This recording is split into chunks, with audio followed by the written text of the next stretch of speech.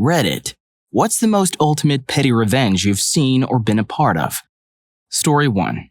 You young guns here might not believe it.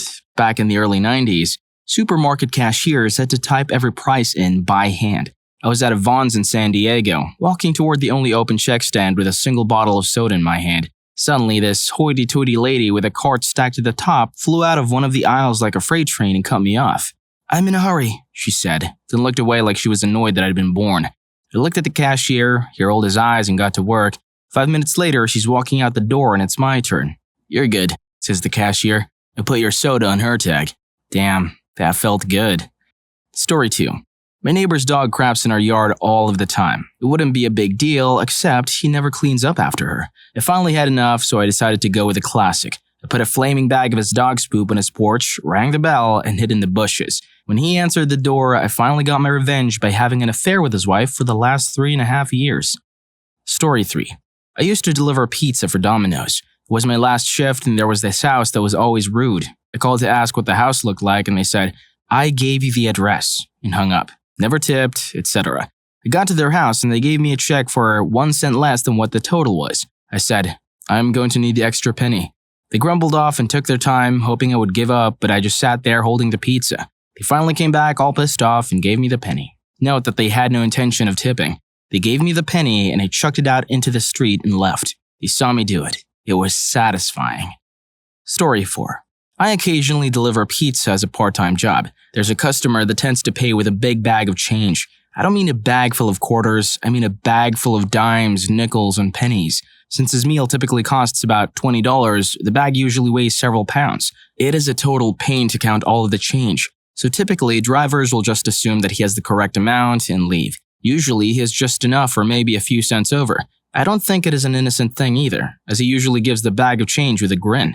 It is such a pain that most of the drivers know his address by heart and avoid going to his house if at all possible. I was having a bad night and by the luck of the draw got this dude's house. I remembered reading a post involving someone paying in a checkout line with a bag of change, and I knew I could use a similar method to take my frustration out on this guy in the pettiest way possible.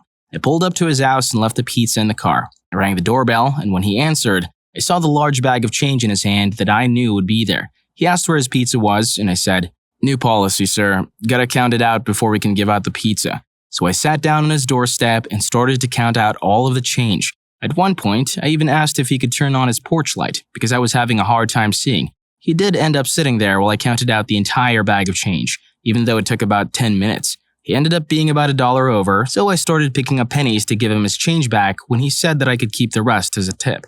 When I gave him his pizza, he sheepishly told me sorry and then shut the door. The whole situation was incredibly awkward, and to my knowledge, he hasn't ordered pizza from us in a while. Oh well. Story 5. My roommate in college was a selfish dick. Now I have known him since preschool and we're still friends, but he's one of those people you cannot live with. He attended the local tech school that is supposed to be a pipeline into the main school that my third roommate and I attended. However, he barely went to class and sat around getting hot and playing Xbox, my Xbox specifically, which is where this story begins. He used to have friends over all the time and mostly they get baked and play Xbox in the living room. Now I don't like having a TV in my bedroom, so I set up my flat screen and Xbox in the living room. I'd like to note that both he and the third roommate had Xboxes as well, but they had theirs set up in their respective rooms. When the latest, at the time, Call of Duty came out, we would spend hours playing together in a big squad. That is, until the third roommate's Xbox got the red ring of death. Shortly after, my Xbox got the red ring of death. Well, we think it's all good because my roommate has the next-gen Xbox 360, which wasn't prone to the same issue. We'll just move his Xbox out to the living room so we can keep playing COD Zombies. The response third roommate and I got was, and I quote, "Nah, I don't want people playing it all the time because it'll probably break. Plus, what if you and third roommate are playing it and I want to play by myself?" We were livid. How could he spend all that time using my stuff and not extend the same courtesy? At the time, I had supplied the router for the internet in the house, which meant I alone had the admin password. I also found out that you can block specific MAC addresses. Well, guess who couldn't connect to Xbox Live when he wanted to play online? I would turn it on and off sporadically over the next few weeks. I found out he spent like 4 hours calling both Time Warner and Microsoft trying to get the issue resolved. Eventually, he started to put 2 and 2 together about when it would go out and come back. You'd think I would stop, but I adapted. I found out that you could open a port to remotely access your router from the internet. At the time, I had a BlackBerry. I know. which could load the HTML router config page. They also started turning off his access when I was gone. I was even away one weekend at a rival school and shut him down from 3 hours away. To this day, he still doesn't know it was me. I still go over his house and hang out on the weekends. Screw you, dude. I know they taught us sharing in preschool. Story 6. Boss paged me on my wedding night. Yeah, bad on me for leaving the pager on, but in my defense, it automatically turned on after charging, and I wanted to have a full battery before setting off on my honeymoon trip. He did it as a joke, but it came at an inappropriate moment. We had a page only if something's on fire policy, so I had to call in even though I had just gotten married and was about to go on 2 weeks vacation. When he answered, he laughed so hard I just had to do something about it. So when I got back, I programmed the mail servers to call out on their phone lines and hit his pager with dial-back numbers for phone services at 4 a.m. every day. His wife got this pager before he did one time and saw a text message something like, "I loved how you described how you would fuck me, Jerry. Call back when your wife's gone for the day." His wife was not amused. She thought he'd been calling phone operators and tore him a new one. He knew it was me, but he was too stubborn to ask me to call it off. So it kept up for weeks until he finally figured out where the script was running from and used it to page me instead. We had a back and forth pager war for a while, but then it all messed up when an actual data center emergency happened and one of us ignored the page thinking it was the other pranking him. That ended the fun. Story 7. My little brother and his girlfriend came to stay at my house for the weekend, and the girlfriend was super self-centered and obnoxious. When they left, she forgot her clothes and toiletries because she left them sprawled over my bathroom. About a week later, she and my brother moved into an apartment together.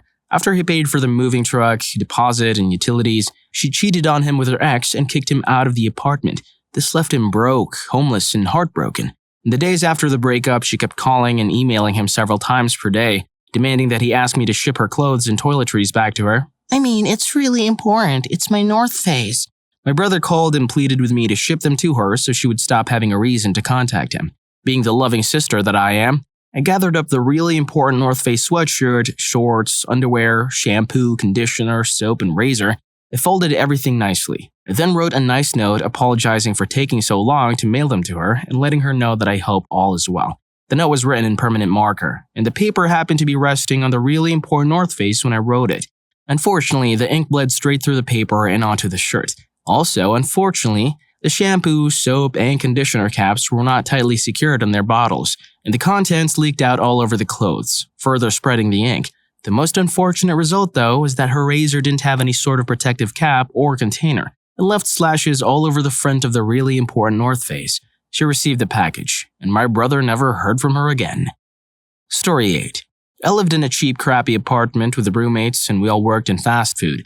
Money was tight. One roommate ended up unemployed for a few weeks and then got a job as a bank teller, making much better money. However, while unemployed, she had missed a rent payment, which we had scraped together to cover for her. 2 weeks into the new job, she gets her first paycheck. Obviously, we're expecting immediate payback. On day 1, she said something along the lines of she couldn't do personal business, cash her check during work, so she could pay us in a couple of days. The Friday she was supposed to pay us, she comes home with a big shopping bag and casually mentions she can't pay back rent yet, because she had to buy new work clothes. When my roommate and I got upset, she went totally witch on us that we didn't understand how to work a professional job because we were only food service, and basically told us we would get our money when she felt like it. That weekend, she misplaced her name tag required at work. She spent hours searching for it. At some point, I came across the name tag in a random spot and said nothing. She kept searching for it all weekend and was panicked that she would look bad to her boss, etc. I never moved or took the name tag, but the whole time I knew where it was. She never found it and had to get a new one. She also never paid back the rent, and we kicked her out a few weeks later. Story 9. During my freshman year of high school, I was in a biology class that was made up of mainly juniors. This one guy who sat next to me would always be a jerk to me during class. I always did well in the test, so he would always look over and copy the answers from my scantron. I'm pretty sure he didn't realize that I knew he was cheating off my paper. Well, one day I got fed up with this guy messing with me and cheating off me. So the next test comes around, and sure enough, he starts copying my answers. I finished the test, and so did he. He gets up and turns his test in and comes back to his seat. I looked him in the eyes and proceeded to erase my entire scantron. I then retook the test, this time marking the correct answers. The look of panic in his eyes was so satisfying. He ended up making a 2% in that test and never cheated off me again. Story 10.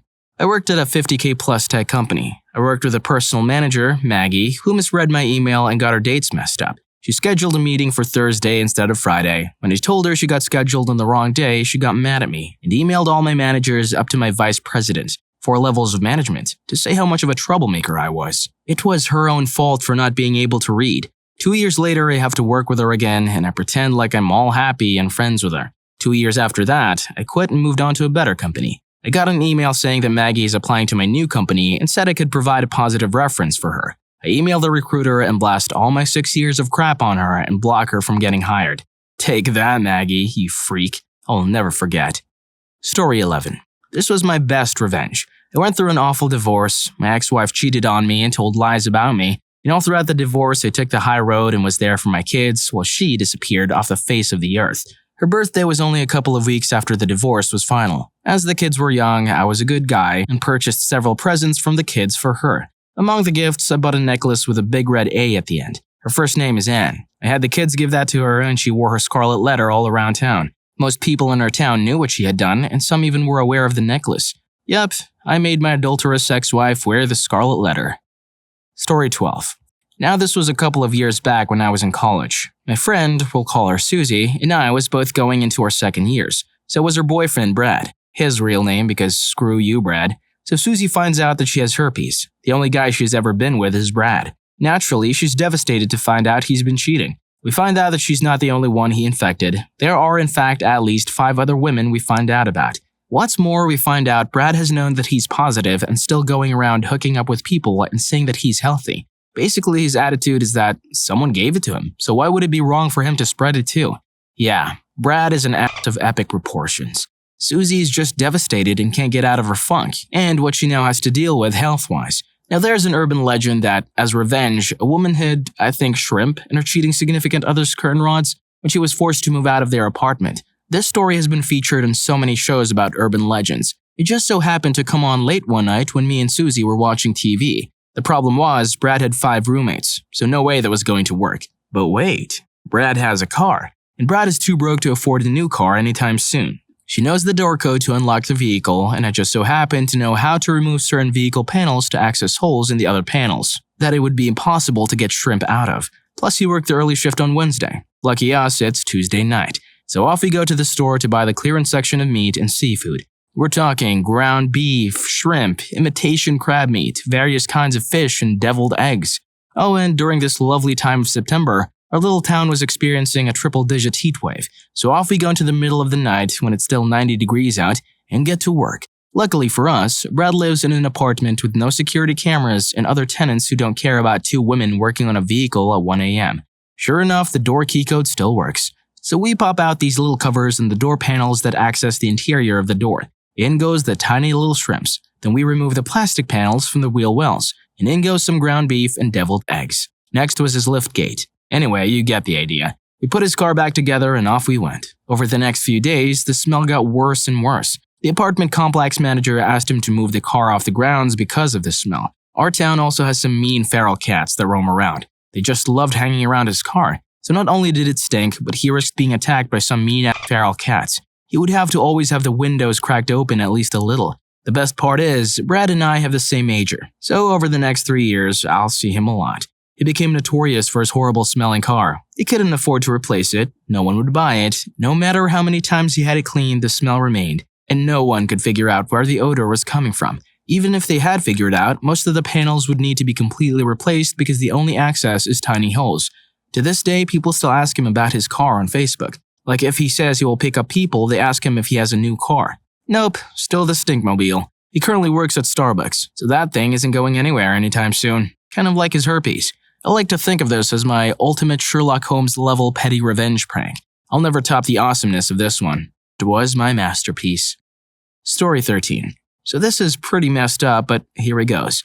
Once lived in an apartment with my best friend. Not a really nice place, but the price was right. So our neighbor on one side was a middle-aged lady with 2 sons. Let's say 13 and 16 years old. These boys were all gothic out and kind of weird, but they seemed to be good kids. They were always out sitting on our shared steps. After we had been there for a while, we figured out why. Their mother was absolutely terrible to these boys. Through our thin walls, we could hear the daily verbal constant yelling and name-calling. As a result, we hated this lady. She was a terrible person. We would occasionally let the boys come in and play video games or hang out for a few minutes if it was raining or cold so they didn't have to go home. Anyway, one night my friend and I get pissed drunk and somehow find a freshly groundhog. This evil lady's car happened to be unlocked. It was some crappy 80s four-door. We got this groundhog and shoved it under her driver's seat. It was like the middle of summer. You can imagine the stench that must have come from that car. So the car did not move for 3 or 4 days. Then one day it was gone and we never saw it again. We didn't put much thought into our drunken plan, and fortunately, a few days later we heard the lady blaming one of the kids for the car. She didn't say a lot about it, and of course, the kids didn't know a thing about it. This was years ago, and not proud of what we did, but that's not to say the evil witch didn't deserve it. Story 14. So this was in the video game EVE Online. The game has a PvP, player versus player, policy of punish instead of prevent, meaning that anywhere in the game anyone can legally shoot anyone for any reason. There are certain places where if you shoot someone first, then your own ship will be shot by invincible NPC police. However, there is a time gap between when you start shooting the innocent player and when the NPC police kill your ship, 10 seconds. So players will gank other innocent players, knowing full well they will lose their own ship as a result. This is allowed and encouraged by the devs and is one of the most defining features of EVE Online. So this one dude gets bored and decides to gank a very new player who is in a practically free ship. Keep in mind, the attacking player's ship is easily worth 5 times this new player's ship, and he's doing this purely as a troll. So 15 seconds later, there are 2 exploded ships. The new player just goes off, like a solid 13-minute rant of pure 13-year-old rage. He explains that this very cheap ship is his entire net worth, and that he will be quitting the game because he has nothing left.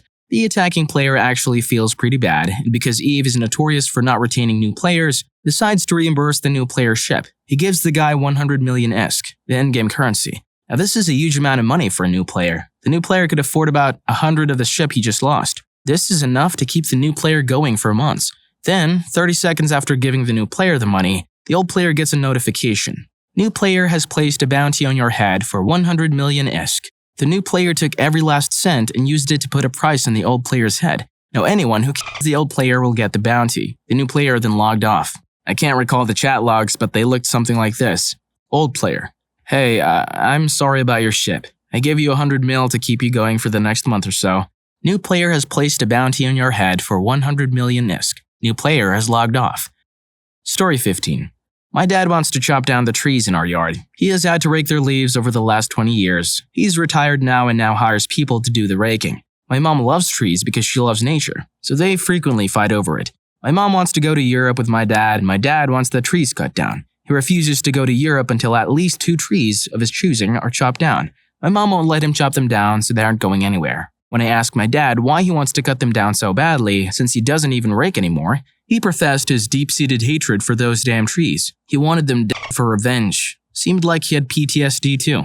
The trees remind him of all the horrible memories raking.